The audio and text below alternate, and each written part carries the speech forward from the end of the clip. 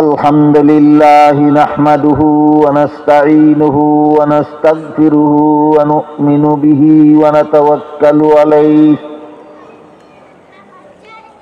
ونعوذ بالله من شرور أنفسنا ومن سيئات أعمالنا من يهده الله فلا مضل له ومن يضلله فلا هادي له ونشهد أن لا إله إلا الله وحده لا شريك له ونشهد أن سيدنا ونبينا ومولانا محمدا عبده ورسوله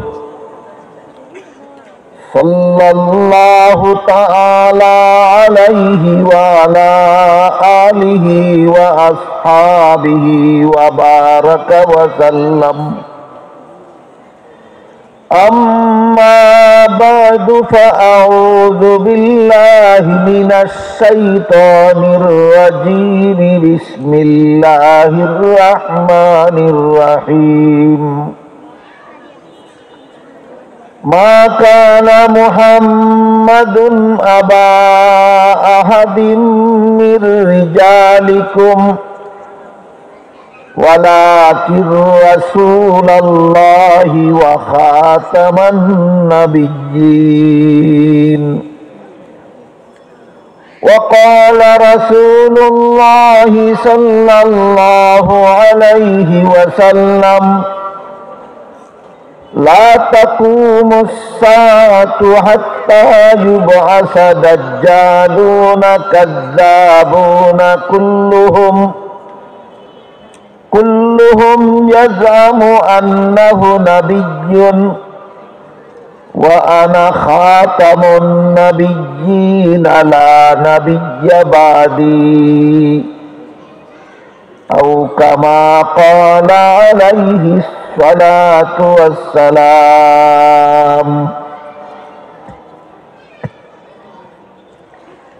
শ্রদ্ধেয় সভাপতি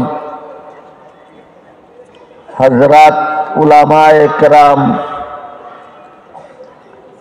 সম্মানিত সুধী সমাজ, এতদ অঞ্চলের সর্বস্তরের মুসলমান ভাইয়েরা আমার ও আমার প্রিয় ছাত্র ভাইয়েরা, পবিত্র কোরআনের সূরা আহজাবের 40 নম্বর আয়াত এবং তিরমিজি শরীফের বর্ণিত একটি হাদিস আমি আপনাদের সামনে তিলাওয়াত করেছি। তিলাওয়াতকৃত আয়াতে আল্লাহ বলেন, মুহাম্মদ সাল্লাল্লাহু আলাইহি ওয়াসাল্লাম তোমাদের পিতা নন। এই পিতানন বলা মাত্রই একটা প্রশ্ন জাগে। কি প্রশ্ন জাগে? যে আল্লাহর একটা স্থায়ী বিধান আছে, সমস্ত নবী রাসূলগণই যার যার উম্মতের রূহানি পিতা হয়ে থাকেন, আধ্যাত্মিক পিতা হয়ে থাকেন। সকল নবী আপন আপন উম্মতের আধ্যাত্মিক পিতা। তাহলে সূরা আহজাবের 40 নম্বর আয়াতে যে আল্লাহ বললেন মুহাম্মদ সাল্লাল্লাহু আলাইহি ওয়াসাল্লাম তোমাদের পিতা নন, পিতা না হলে নবী হবেন কিভাবে, আর নবী হলে পিতা হবেন না কিভাবে? এই হইল প্রশ্ন। প্রশ্নটা কি আপনারা বুঝতে পেরেছেন? প্রশ্নের জবাব বোঝার জন্য মনে রাখতে হবে, মানুষের এক প্রকারের পিতা হয়ে থাকেন বংশগত পিতা, আরেক প্রকারের পিতা হয়ে থাকেন আধ্যাত্মিক পিতা। বংশগত পিতা কাকে বলে? যে পিতার ঔরসে সন্তানের জন্ম হয়, ইনি তার বংশগত পিতা। যেহেতু আদম আলাইহিস সালামের ঔরসে সারা দুনিয়ার সমস্ত মানুষের জন্ম হয়েছে, হচ্ছে, হবে,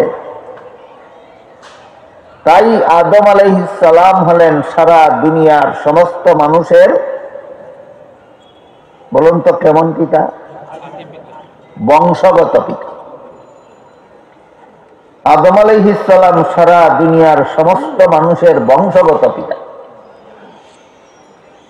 যার শরীরের অংশ দ্বারা সন্তান গঠন হয় তাকেই বংশগত পিতা বলা হয়। ঊর্ধ্বতন বংশগত পিতা আমাদের হযরত আদম আলাইহিস সালাম, এই জন্য আদম আলাইহিস সালামকে আদি পিতা বলা হয়। মানব জাতির সর্বপ্রথম পিতা হলেন আদম আলাইহিস সালাম। কুরআনের বিভিন্ন আয়াতের ঘোষিত এই কথাটাকেও বর্তমান মুসলমান সন্তানদের চিন্তা চেতনা, মন মানসিকতা থেকে মুছে ফেলার জন্য শয়তানি চক্রান্ত হিসাবে মুসলমান ছাত্র ছাত্রীদেরকে কুখ্যাত ডারউইনের মতবাদ শিক্ষা দেওয়ার চক্রান্ত চলছে। আদি পিতা আদম, সারা দুনিয়ার সমস্ত মানুষ আদমের সন্তান, এই কথা কোরআনে বারবার বারবার বলা হয়েছে। কোরআনের বহু আয়াতে আল্লাহ মানব জাতিকে বনি আদম বলে সম্বোধন করেছে।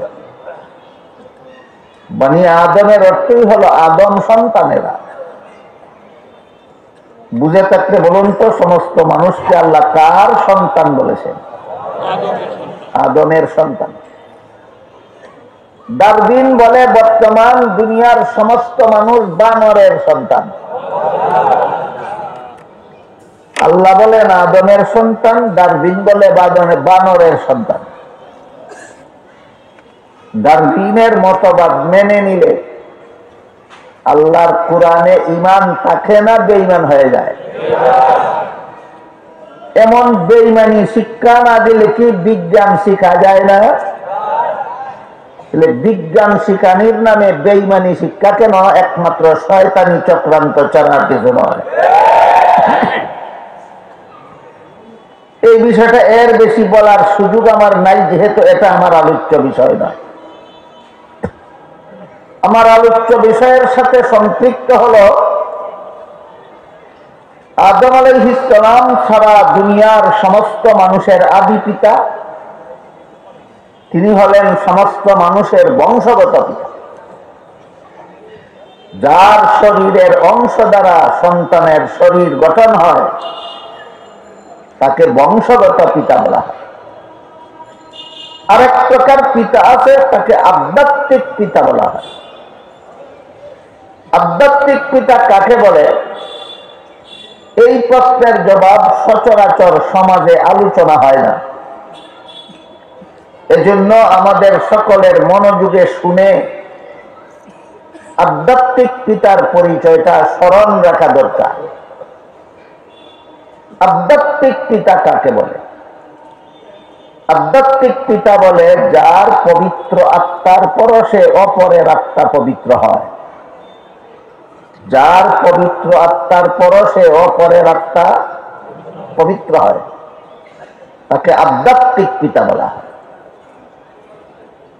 সমস্ত নবী রাসূলগণের আত্মা সকল প্রকার গুনাহ থেকে পবিত্র। এটা ইসলামের বিশুদ্ধ আকীদা, বিশ্বাস। ইসলামের নামে যারা ভ্রান্ত আকীদা পোষণ করে তারা বিভিন্ন নবীর বিভিন্ন ঘটনাকে কেন্দ্র করে, বিভিন্ন ঘটনাকে অপব্যাখ্যা করে নবীগণকে গুনাহগার সাব্যস্ত করে। আমার কথা বুঝা থাকলে বলুন, নবীগণকে গুনাহগার মনে করা ইসলামের বিশুদ্ধ আকীদা বিশ্বাস না ইসলামের নামে ভ্রান্ত বিশ্বাস?